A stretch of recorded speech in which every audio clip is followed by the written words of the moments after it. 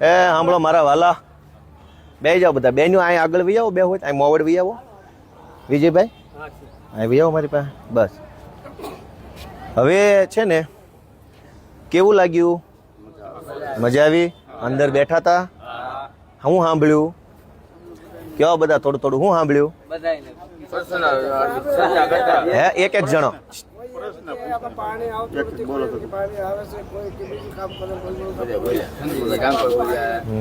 જોયું ને પહેલી વાર? હા, એક એક જણો બોલો. અનુભવ સારો રહ્યો ને? સારું. હવે આ વિધાનસભા છે અને સામે ઓલું ધોળું પાટિયું દેખાય ને ત્યાં મુખ્યમંત્રી સાહેબ બેસે છે. જો આ સામે દેખાય નજીકમાં ઓરું, એમાં મુખ્યમંત્રી સાહેબ બેસે. એ બિલ્ડિંગમાં આખામાં મંત્રીઓ બેસે, થોડાક આમાં બેસે મંત્રીઓ. પછી એની વાહે બે મોટા મોટા બિલ્ડિંગ બતાવી, જો ઊંચા ઊંચા એવા 14 બિલ્ડિંગ છે. એમાં બધા સચિવો બેસે, મોટા સાહેબો હોય, બહુ મોટા હોય. એવું કાંઈ હોય નહીં, માણસ પબ્લિકથી મોટું કોઈ ન હોય. પણ હવે આ બધા કહે છે મોટા સાહેબ, તો બાકી પબ્લિકથી મોટા કોણ હોય?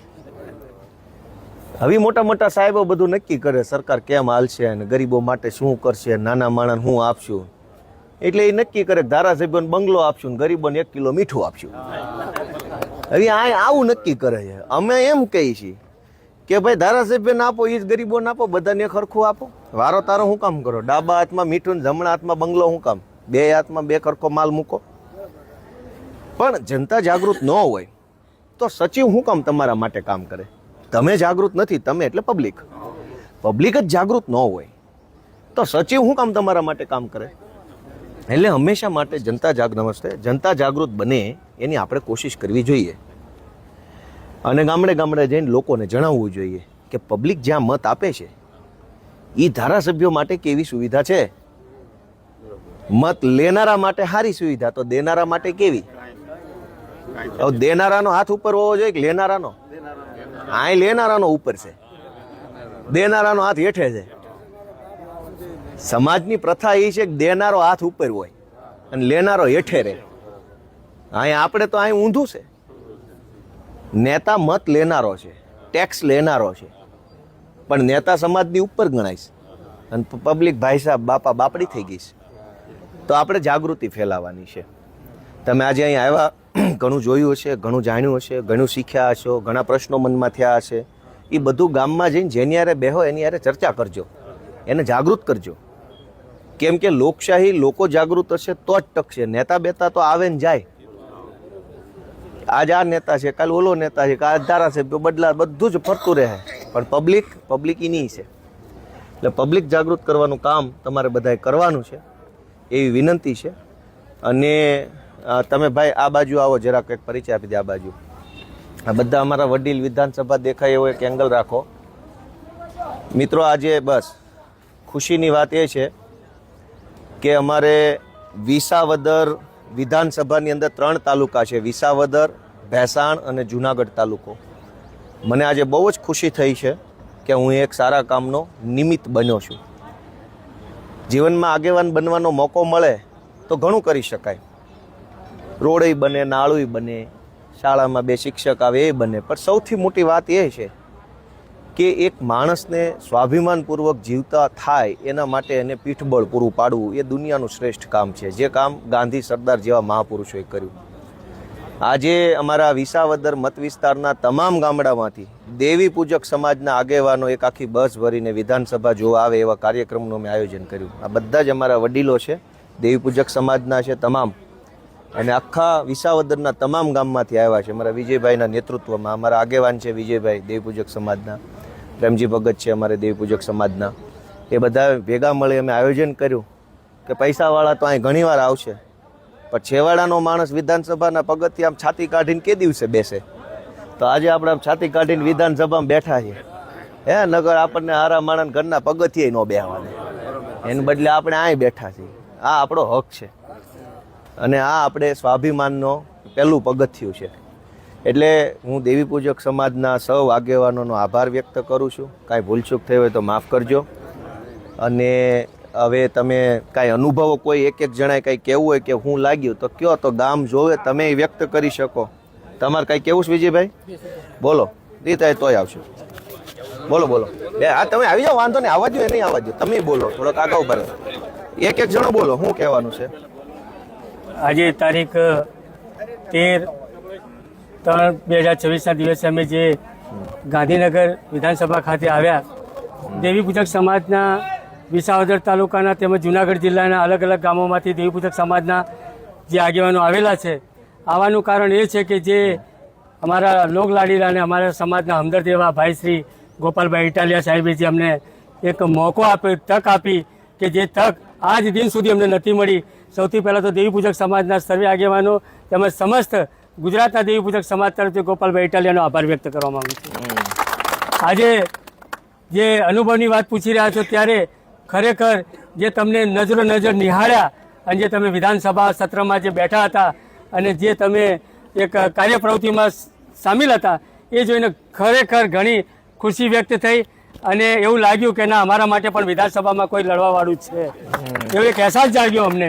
તો અમે ગોપાલભાઈને પણ ખાસ દેવી પૂજક સમાજ તરફથી કહેવા માંગીએ છીએ કે તમે બિલકુલ ચિંતા ના કરતા, જ્યારે પણ જરૂર પડે, કોઈ આંદોલનની જરૂર પડે, કોઈ સંઘર્ષની જરૂર પડે અને કદાચ જેલમાં જવા માટેની પણ તૈયારી હોય તો પણ અમે જવા તૈયાર છે. દેવી પૂજક સમાજ તમારી સાથે છે. જય હિન્દ, જય ભારત. કહેવા માંગતા હતા તમે? હું કે આવો શું અનુભવ છે તમારો? તમારો શું અનુભવ છે? અમારો અનુભવ એ છે કે તમે જે આટણ લગી અમે આંખી ઉછી હોતા હતા, આટણ અમારે આંખી ખોલી, તમે એટલી અમારે અમે ધ્યાન દીધી. અમને હવે એવું છું કે અમારે વાહ કાક જાગૃત છું એમ. ના ના, જાગૃત થવું પડશે, બધા જાગૃત થવું. અને હવે અને અમારે નાથ સમાજની અંદર જેને કોઈને છે અને જેને કોઈ નથી, જેનો કોઈ આધાર છે, જેનો કોઈ આધાર નથી, એ આધાર પૂરો કરવા માંગે છે અને 100 વારે પ્લોટ માંગે છે. કેવું કે અમારે આશરો નથી, કોઈને પુરાવા છે, કોઈને પુરાવા નથી, કોઈને નળ છે, કોઈ નળ નથી, કોઈને મીટર છે, કોઈને મીટર નથી, કોઈને આધાર કાર્ડ છે, કોઈને આધાર કાર્ડ નથી, કોઈને બીપીએલ કાર્ડ છે, કોઈને બીપીએલ કાર્ડ નથી. આયા તો આસડો પ્લોટ નથી અને આયા તો આસડો મકાન નથી. બધા આગેવાનોને વિનંતી છે કે વિજયભાઈ તો ઓફિસે રેગ્યુલર આવે છે, તમે બધા આવતા રહેજો. એ ઓફિસ આપણે વિસાવદરમાં છે ને, જે મેન રોડે, એ તમારી છે. બધા આવવું, આવતા જતા રહો તો થોડું કરીને વર્ષે 1.5 વર્ષે બધા કામ પૂરા થાય. કોકનું કાર્ડ નીકળશે, કોકનો પ્લોટ, કોકનું મીટર, કોકની લાઇટ, કોકનું યોજના, બરાબર.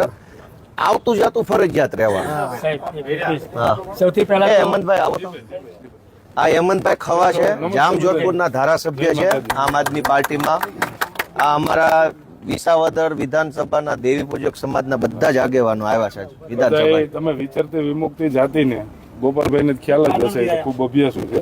પણ તમારે જ્યાં રહેવું હોય, આપણે તમારા ઓલા રચના પ્રમાણે તમે લગભગ ગામથી બહાર રહેતા હોય, તો ગામથી બહાર સરકારી ખરાબામાં ક્યાંય પણ તમે પ્લોટ માગો ન્યાય મળવા પાત્ર.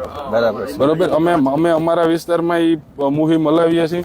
અહીંયા તમે ગોપાલભાઈ હમણાં તમને વાત કરતા હતા, તમે એમના સંપર્કમાં રહો તો એ તો મારા કરતા ખૂબ હોશિયાર છે ને તમારે ઓલું થઈ જાય. હવે આપણે વિચરતી વિમુક્તિમાંથી સ્થાયી થવાનો સમય આવી ગયો. હા, હવે અત્યારે પેલા આપણે જે ગામો ગામ ફરતા હતા, એ હવે સમય એવો નથી રહ્યો. ગોપાલભાઈ હાટુ અમારો જીવનો તાક દઈ દો. વાહ વાહ વાહ. ગોપાલભાઈને હાટવા નહીં દે, ગોપાલભાઈને અમે આગળ લાવીશું. પછી એટલે આ ટૂંકમાં જે આ યોજના છે એનો તમે ખાસ લાભ લ્યો, એટલા માટે સંપર્કમાં રહેજો. તો બરાબર. ઓકે. હા, તો હા, એ જગ્યાએ અમને મકાનો અમને ભરી દે. એ જગ્યાએ અમારું કાસા પાસા મકાન છે, એ જગ્યાએ જો અમને ભરી ગયો.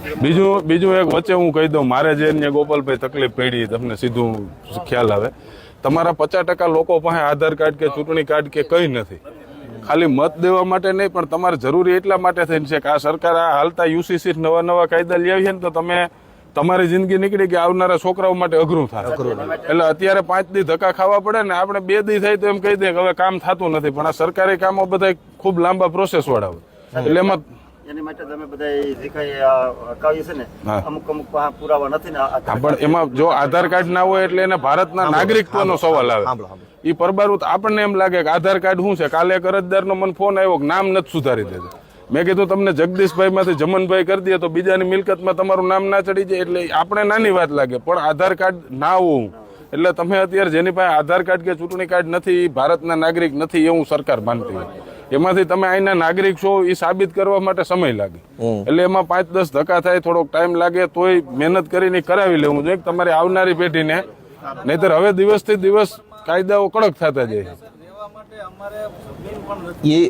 એ ધ્યાનમાં છે. આપણે એટલો જ રસ્તો છે કે એકવાર તમે પેલા ડોક્યુમેન્ટ કરાવશો તો બધું થાય. સાંભળો, નિયમિત રીતે આપણે ઓફિસે તમે આવશો, 2-5 ધક્કા થાય. કેમ કે આ સરકારે આ બધું ધક્કાધક્કી વાળું થઈ ગયું છે અત્યારે. નથી હું તમે બે જાણીએ, પ્લોટ નથી, મકાન નથી, લાઇટ નથી, કાર્ડ નથી. હવે કરવું છે તો હું અને તમે આપણે ભેગા બળ કરશું. 2 મહિને, 4 મહિને, 100 મહિને, 2, 5, 7, 8 જણાનું તો કંઈક થઈ જાય. પણ નિયમિત આવવું જરૂરી છે. સમય મળે ત્યારે, કામ પાડીને નહીં. તમને એમ થાય કે આજ નવરાય છે, રજા છે, તો ધારાસભ્યની ઓફિસ તમારી પોતાની છે, એમાં કાંઈ શરમ રાખ્યા વગર આવવાનું ફરજિયાત. અને 2 વાર આવો, 200 વાર આવો, એ તમારું જ છે. પણ આવતા જતા રહો વિજયભાઈ છે બધા છે તો કાંઈક રસ્તો નીકળશે. પછી તમે કોઈને મળો નહીં તો સામે વાળો માણસ તે અહીંયાના કામમાં મથ્યા કરતો હોય, તમે મળો ને કયો તો કાંઈક થાય. આ તો હલાવો તો રે જગતું, નકર ભાઈ ઠરી જાય.